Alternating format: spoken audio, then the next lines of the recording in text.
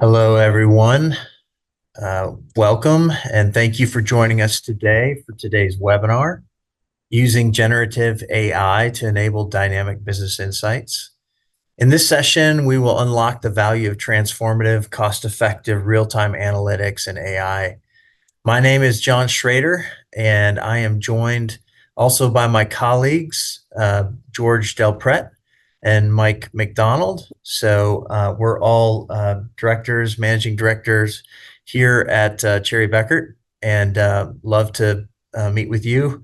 And thank you again for your time. So today, what we'd like to cover off on is I'll take you through some foundational data and analytics information for your organization. We'll spend about 15 minutes on that, and then I'm going to hand it over to George to take you through some AI and some potential benefits of AI. And then you'll want to stick around for the last 15 minutes or so for Mike McDonald and the work that he's going to do just around demoing some of the current architecture. So this is a live demo that Mike will take you through. So please, stick around for that. So we'll have about 45 minutes together today. If you do have questions or want to chat with us, feel free to go to the Q&A section or chat and ask some questions there. And hopefully we'll have some time at the end to cover off on that. All right, let's begin.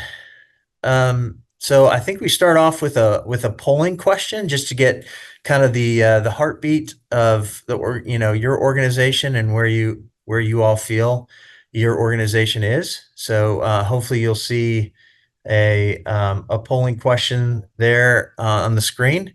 Feel free to answer that. So what best describes the current state of your organization's data analytics strategy today? And then hopefully we can get some good feedback and we can kind of tailor the rest of the presentation based on this. Great.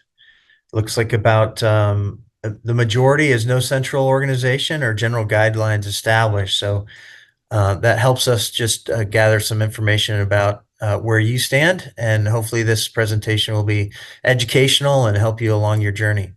Okay, so today we live in the most data-rich era in history. In fact, it's estimated that 90% of the world's data was generated within the last 2 years alone. So gone are the days of bytes and kilobytes. Now we live in the world of terabytes, petabytes, and exabytes. So the key message is, how do we make the most, beneficial information? How do we get the most information out of the data that we have? And now we have most data ever. So the staggering volume of data raises questions. So approximately 402.74 million terabytes of data are created each day. So you can see the exponential growth in data creation and data capture. And so videos account for over half of the internet traffic today. And there are over 10,000 data centers worldwide. And within the US, more than half of the data centers are within the US. So I'm sure you all heard about the Amazon outage earlier this week, and data centers are becoming critical, mission critical, and when they're down, it's hard to get business done. So the challenge is, how do we proceed and utilize this data effectively? How do we pick out the most important things from this vast amount of data and make sense of it? So today we can measure almost anything with IoT sensors, GPS locations, human health monitors. It's incredible the amount of data that we capture today and what's available to us. But Peter Drucker said, what gets measured gets managed. And so it's important for us to measure things with all these sensors and all this data, but also make sense out of it. Another variation of the saying is, you can't improve what you don't measure. And so the goal for us is to help you on your journey to become a data-driven organization. When businesses actively track key performance indicators, they are more likely to take action to improve them. For example, if a company measures customer satisfaction, it will invest in better service strategies. We believe that businesses need quantifiable insights to optimize processes of their operations, customer service, financials, and other parts of the organization. If a company wants to enhance the marketing strategy, it must first analyze engagement metrics. Without measurement, improvements are based on guesswork. So let's just talk about some of the challenges. Let's pause here and talk about the real world friction that often gets overlooked when we say, let's be data driven. It sounds great, but the path is rarely smooth. There's a lot of technology questions. What tools do we have? What tools do we need? Who knows how to use them? How do we keep the data secure? Then there are things like, what's the path forward look like? How do we measure our key performance indicators? Our data is siloed and the source of truth lives in so many different places. Then there might be some cultural resistance, right? Don't move my cheese. I don't want to learn a new system. I don't trust the system or those who put these numbers together. Or there is limited funding and staff available to handle data analytics and AI initiatives. All these can be challenges for an organization to move forward and become a data-driven organization, but it is a journey. Let's talk briefly about the analytics maturity model. This is kind of a model that we try and measure, how we're doing as an organization and help you measure.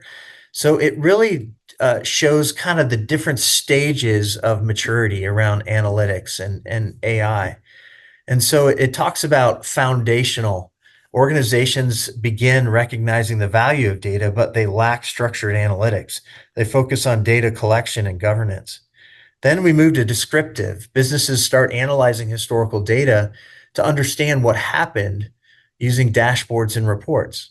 And then there's diagnostic. Companies move beyond basic reporting to determine why something happened using deeper analytics and correlations. So all of these thus far are kind of looking in the rear view mirror. And so then you move into predictive and prescriptive and cognitive. So trying to, predict what might happen or what could happen based on historical trends. Prescriptive is analyzing analytics, provide recommendations on how to improve outcomes based on where things are or where things are moving in trends. And cognitive is AI-driven automation that enables real-time decision making, allowing businesses to adapt dynamically to changing conditions. As you can see in the chart to the right, as an organization matures, it requires more and more and more data to be effective, as the arrow suggests. So big data is necessary in machine learning and artificial intelligence models. And the more data you have available, the more accurate your models will become. Let's just look at kind of an example. I know there may be, a lot of different industries represented in this webinar today, but I'll just be using manufacturing and distribution industry for this case example. But let's just think about maturity. So foundational is an organization implements an ERP system to track financials accurately and viability.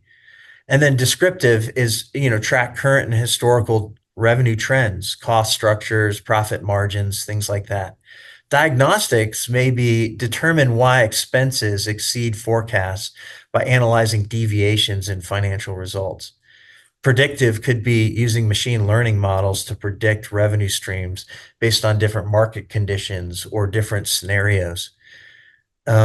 And then prescriptive would be identify optimal debt versus equity ratios for long-term financial stability. And then cognitive, automate dynamic pricing strategies for financial products and services.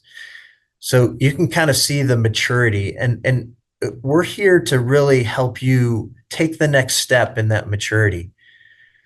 If you want to think about operationally, this may be some operational different things. So going from foundational to cognitive from an operational analytics and reporting perspective. So there's, you can do it from financials, you can do it from operational.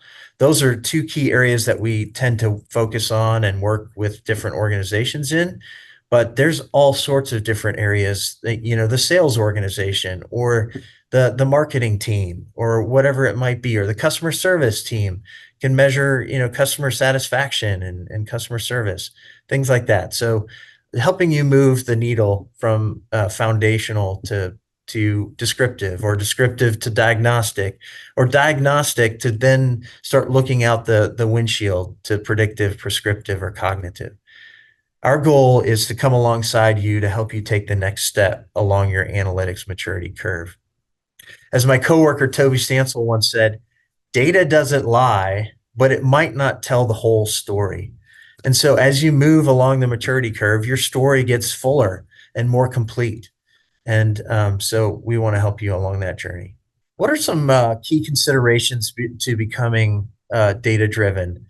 This is kind of a framework, if you will, or some ideas that we use to help guide, the journey that we take clients on to becoming more data driven. A key component is strategy and vision, to begin with the end in mind. What does success look like? And how do we get there?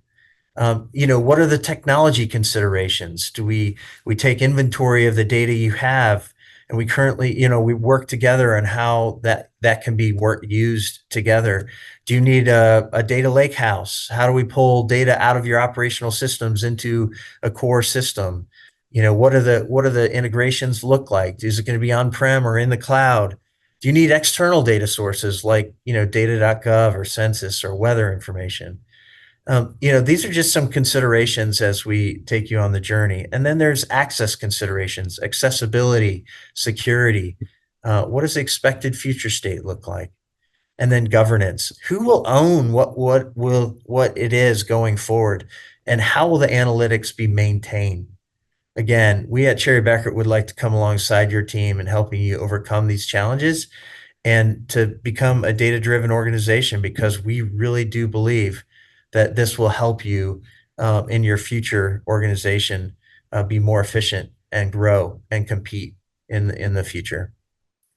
So that's just a quick overview of data analytics and foundational things. I've got one more polling question for you, and then I'm going to hand it over to my colleague, George. So based on what you have heard, what challenges do you feel your organization has in implementing robust analytics as part of your practice? Is there no clear path forward or strategy, lack of technology know-how, resistance to organizational change, or lack of funding or staffing? Oh, wow, good mix of everything. So thank you for your feedback. This is really helpful for us. Great. All right, George, take it away.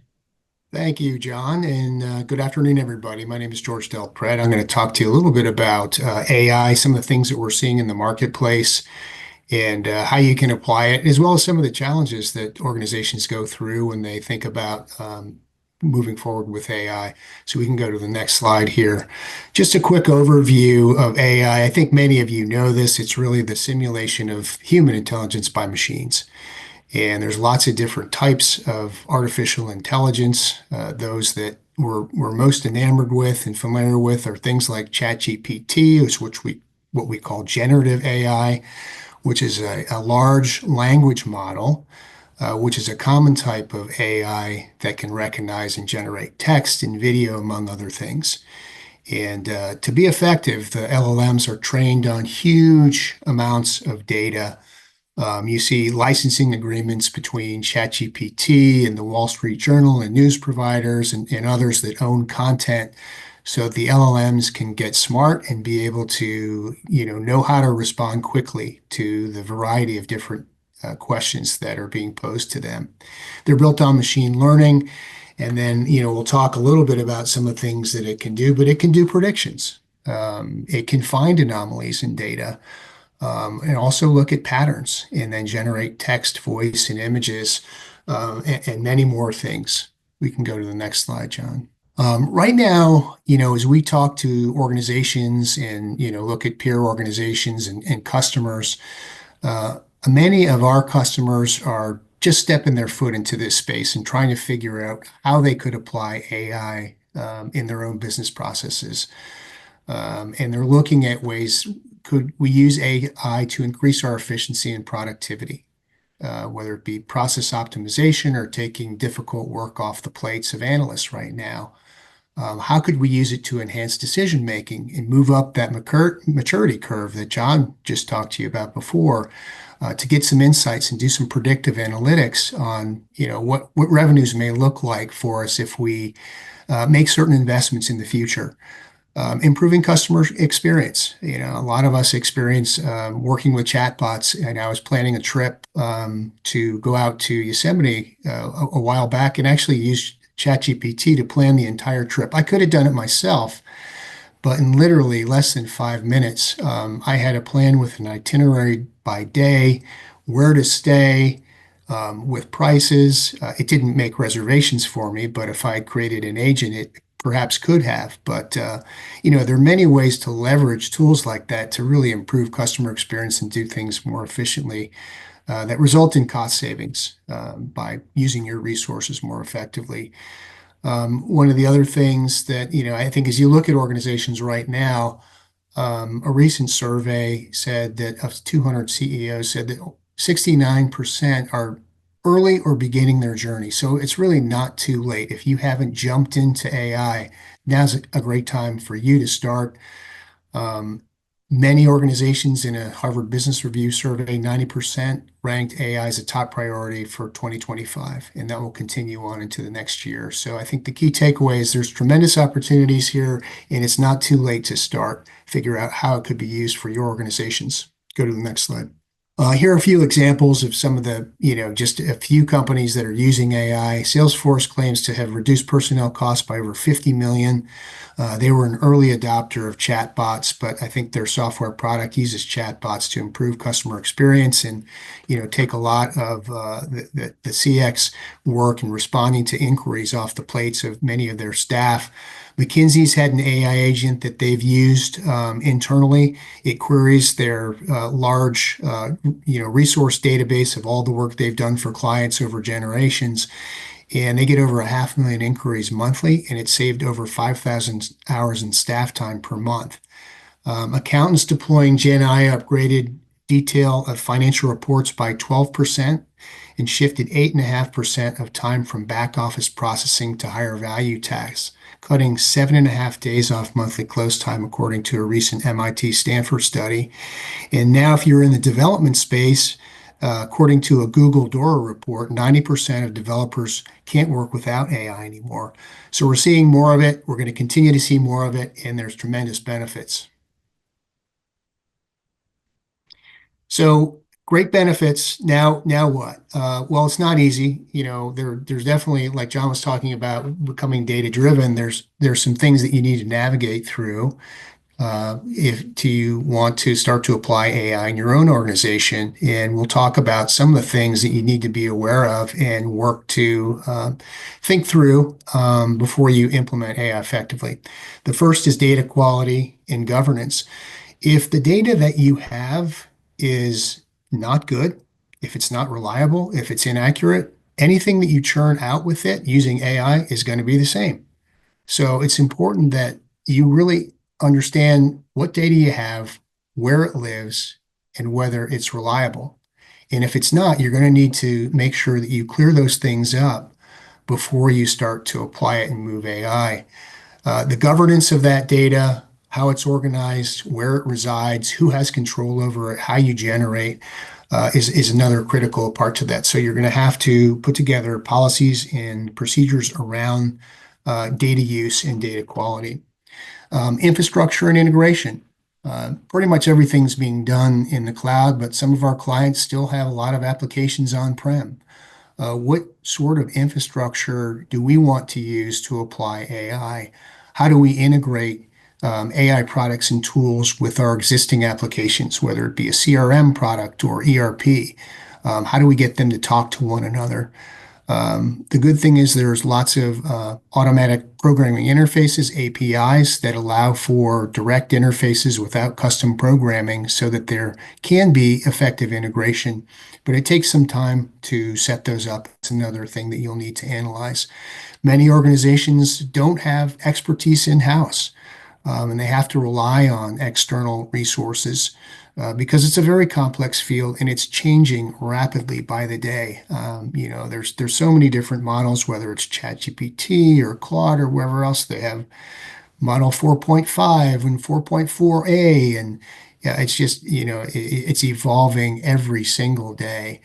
But think about mandatory AI training. If you have developers, what sorts of training and certification classes are available for them? How can you get some basic awareness classes for all your execs and teams? So, those are some things to think about as you're moving forward. We can go to the next slide, John. There's also strategic, ethical, and security challenges. How much can we afford to spend on this? What's it going to cost to apply AI in our organization? Where are we going to apply it? How do we prioritize all the potential uses that we have could potentially apply to AI in our organization? What are the pros and cons? Can we do a cost benefit analysis of that? Where are we going to get the biggest bang for our buck? So it gets back to putting together a strategy and really being laser focused on those use cases that will provide the biggest bang for your buck around AI. There's also ethical and legal considerations like data privacy and bias, and everything that comes out of AI isn't accurate. I was trying to find a probate court to take care of some family issues, and I asked in Google, and the result I got back told me to go to a court in a nearby town to my parents' house. When I went onto the Connecticut court site, which I probably should have done initially, the court site that was recommended by AI didn't exist. It may have at some point in the past, but it doesn't right now. So you will find instances where the AI results are not always accurate. That's why they call it co-pilot, not autopilot.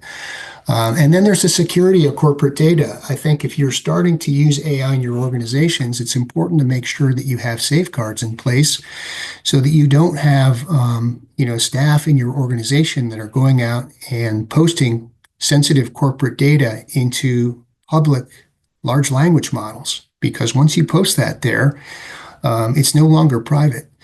I think if you're using tools internally like Copilot, you also need to establish the usage policies and figure out how it can be used. What access can Copilot have access to in your organization? Do you want to open it up to everything or just certain applications and files? So those are some other things to think through as you contemplate the security of corporate data. So think about creating AI usage policies. We recommend you maybe start with a readiness assessment that can allow you to evaluate, where you are right now and come up with a strategy, and then move quickly toward a high-level proof of concept. So we've broken it up. It says 4 days here. It can be 1 day. It can be longer. It depends on, how much time you want to invest in this. But I think the goal is really to sort of step back and come up with an assessment of where you are and a game plan of how you can move forward effectively. So, typically we break it down into 3 phases. Discovery phase, we're trying to put together that strategy that you have. Where does your data live? How do you organize it? What are some high impact business problems and use cases where we could apply that? Why do we think they're the best? What sort of return do we expect to get out of that? What are some of the requirements and data dependencies of trying to use AI for those use cases? Who's going to own this? How are we going to govern the data? Who's going to use it in our organization, and how do we get them on board to be able to use that? So the first step is really coming up with a high-level overview of data and system architecture, including some AI and automation requirements and understanding of the use cases that could be applied. Then we move into a deeper dive where we're looking at your requirements and coming up with distillation of some of those and coming up with a roadmap so that you can move forward on the use cases that you think will be the best for your organization and the best path to do that. So we'll evaluate the maturity of that, look at data structure and readiness, data quality, organizational readiness, and some of the things that I talked about before that are challenges you need to navigate through, and come up with a roadmap of, all right, now we want to move forward and create proofs of concept for these one or two use cases right now in the short term. We have some other things that we think could try midterm and longer term. They're going to cost us more money or take us more time, but we'll have a roadmap of things that we can do over the course of a period of time.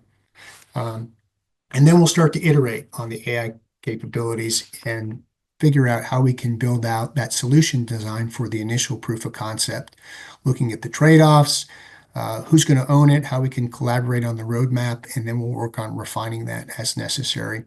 So in a short period of time, you can, I think, come up with a game plan. This is something that we can help you with if you're interested. It's very low cost and something that we can knock out for you quickly. Um, we can go to the next slide, and I think we have a poll, and then we'll open it up to a demo. So are you using AI within your organization today? And then you can see the answers here. All right, well, maybe we couldn't show you results. Oh, here we go. Okay, so we've got a pretty good mix. I think, yeah, 40% starting to use AI. That's pretty common with a lot of the surveys that I showed originally and doing some pilots.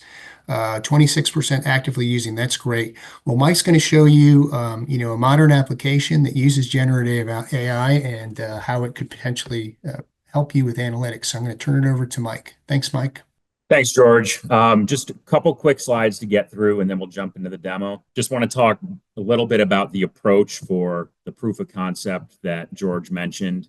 We're going to look at a live demo of an environment that we use and our recommended platform for starting to do exploratory analysis using generative AI. But typically, what we're seeing in the industry is a shift towards more rapid speed to delivery. Right? Gone are the days of really doing upfront analysis and trying to define everything up front. We take a very iterative approach. We stand up the environment you're about to see in about a day and start immediately onboarding data sources. And then as we continue to iterate through this process, we bring on more data sources versus traditional approaches where, you bring on all the data sources up front and it would take longer, and oftentimes you wouldn't get the return on investment because that by the time you're getting something out of the system, your requirements have changed. So John, go ahead and advance to the next slide. So this is at a high level a component diagram or reference architecture for the technology you're about to see, and where we're going to be focused today is in the middle of that screen where it says Databricks Lakehouse. And we're going to demonstrate an example of bringing in a manufacturing data set, a healthcare data set, and using natural language and AI to gain insights from that data. So go ahead, one more slide. These are a couple of the systems that we have worked with in the past. And really the main point of this slide is if you see something on here that you're using, we have an accelerator for it. If you're using systems that aren't on here, we haven't run into a system that we can't onboard. The technology you're about to see is really good at taking data out of relational databases as well as unstructured data from APIs and other disparate sources. So with that, John, if you could stop sharing, I'm going to take over the screen share here and show you a live walkthrough. So what this is it's a modern architecture known as a lakehouse, which really in a nutshell combines all the features of a traditional data warehouse with that of a data lake, and also extends it beyond that to more advanced use cases around AI and machine learning. So what I've done here is I've just onboarded some sample manufacturing and healthcare data. And what I'm going to do here is I'm going to bring up a feature called Genie, which is a generative AI BI feature that exists in Databricks that allows you to start gaining insights using natural language. So what I'm going to do here is I'm just going to ask it a question about my manufacturing. What are my top 5 selling products in revenue in Canada for the most recent quarter, and pull the top customer for each. Now, what this is doing is it's using generative AI to parse the natural language into database query, execute it, and return the results. So let's just keep going with this. I'm going to ask it a little bit more of a complex question now. What are my largest product decliners globally, and determine if that's driven by channel decliners or customer decliners. Again, it's using AI to parse the natural language and to display the results. So now I can take it a bit further. And what I want to demonstrate here is how this is contextual. I can say, ask it which customers contributed most to the revenue decline of those largest decliners. I don't have to restate the question that I just asked it. It's iterating over that data set. Okay, and as you can see, it comes back with the top customer. So now I'm going to go out on a limb and ask it a question about data that it doesn't have. What are my top products in nations most exposed to tariffs? So what it's able to do here is, since I don't have tariff data in here per se, but what it's able to do is distill it down to the nations that are most likely to be impacted. In this case, it's China, India, and Brazil. So I can go a step further with it. If tariffs reduce trade in Brazil, what nations are likely to become my top suppliers? It's thinking a little bit longer here, but as you can see, it will come back and it will list out the other nations that are likely to become my top suppliers. So just kind of scratching the surface here on what the capabilities look like. And I also want to point out that, I only brought in data around my manufacturing data, but it's able to leverage the large language model and world intelligence to intelligently respond in a best try as to how tariffs might impact my data. So now I'm going to switch gears a little bit here and go into a healthcare use case, right, where I'm going to use AI to create some dashboards using natural language. All right, so what I'm going to do here is I'm saying new dashboard. I'm going to come in here and I'm going to add data from my data source. And I'm just going to grab some data around claims, my cohort definitions, lines of therapy, and some other healthcare data.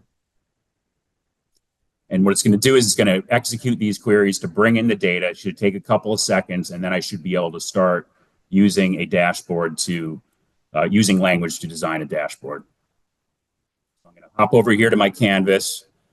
I'm going to grab a line chart here, and I'm just going to ask it to display my claims by payer type year over year. And using the large language model to turn my natural language into a query. And as you can see, it gives me the year over year breakdown and a visualization broken down by the payer type: commercial, Medicare, Medicaid, etc.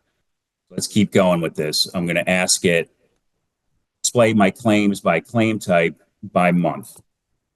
So it's executing a query now, and it's going to return the result set, and it gives me a stacked bar chart of my different claim types by month. Let's go with one more of this. I'm going to ask it to display a monthly trend in commercial claims, and it comes back with a line chart here. So what I also want to point out here is, you can see I've just used 3 natural language questions to build the starting point of this dashboard. I can easily switch these visualizations over here just by a click of a button here. So I can just turn this to a histogram if I want. Little less readable, probably more appropriate for a line chart, but you get the idea. It's really self-service BI here, using natural language and the AI capabilities that are in this system. A few other things to point out here is the fact that I've got multiple publicly available models and some of the leading models in the industry available to me. You can see I have GPT available to me. I've got Meta Llama. I've got Gemini. And they just recently announced a partnership with Anthropic for Claude 4.5 to become available in here. That's not yet in private preview, but it's coming soon. So several of these models are, used in the field today. But one thing I want to emphasize here is that this will not train on your data. So that's a key distinction between using like the publicly available ChatGPT. Some other aspects that I want to demonstrate here are publicly available data sets, right? You've got several different categories of publicly available data that you can bring in. Some of these are paid, some of these are free. But that being said, you can augment your enterprise data with several publicly available data sets, all in this single platform here. So with that, I'm just going to jump back into this and revisit what I've been doing here. As you can see, it stores all my chat history, just like the common large language models that are publicly available. So I can easily reference back to these at any point in the future. So with that, I'm going to turn it over. I think there's some questions coming through. Yeah, Mike, here was one question from Benito. Seems I can do this with Chat GPT if I just upload the spreadsheet of data, question mark. And then the second piece of that was expand on the statement about training on data sets. Yeah, so if you're using the publicly available Chat GPT, it's likely going to train on your data set unless you're using like the paid version, right? This will not do that. This is strictly governed in your environment under Unity Catalog within Databricks. Does that answer your question? Okay, well, with that, if you have additional questions beyond this, we're happy to answer them as follow-ups, but that does conclude the demo portion of the webinar. Awesome, Mike. Thank you. I think we have one more polling question, and then if there are additional questions, we can go from there. Mike, do you mind stopping your share, and then I'll share the poll question? Okay. Last question is just, would you like a team member to reach out to you after today's session? Hopefully, again, today's session has been informative, educational, maybe raise some questions in your mind. But we would love to chat with you if you have availability, and we can go from there. All right. Well, that brings us to the end of today's webinar. Again, thank you for spending your time with us. I appreciate you taking time out of your day to spend time with us. If you have any questions or would like to keep a conversation going, feel free to reach out at any time. Here's our contact information, and we will definitely be sharing the deck with you. Before you head out, we'll appreciate your feedback. Our quick survey will pop up automatically when you exit the session, and please take a minute just to record your thoughts, and we will keep an eye out for that. Thanks again for joining us, and we look forward to seeing you on a future webinar. So that concludes our session. Thank you.